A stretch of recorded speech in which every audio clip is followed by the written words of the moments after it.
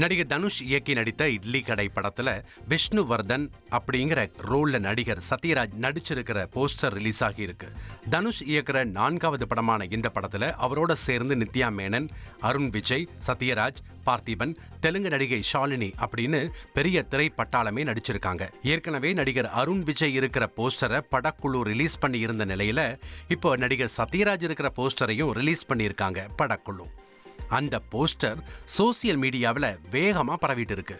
இந்த இட்லி கடை படம் வர அக்டோபர் 1ஆம் தேதி ரிலீஸ் ஆக இருக்கு. நடிகர் ரஜினிகாந்தின் ஜெயிலர் 2 படத்தில் நடிகர் சிவராஜ்குமார் நடிப்பது உறுதியாகியுள்ளது. கன்னட நடிகரான சிவராஜ்குமார் தனது எளிமையான மற்றும் நேர்மையான குணத்தால் கன்னட திரையுலகில் பெரும் நன்மதிப்பை பெற்றுள்ளார்.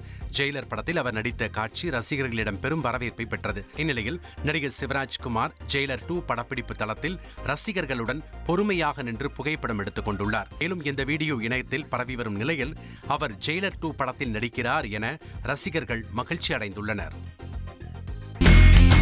இனி செல்லும் இடமெல்லாம் செய்தி. தந்தி டிவியின் வாட்ஸ்அப் சேனலை ஃபாலோ பண்ணினா செல்ல இருக்கும் இடமெல்லாம் செய்தி. இதோ QR கோட் இப்பவே ஸ்கேன் பண்ணுங்க, ஃபாலோ பண்ணுங்க.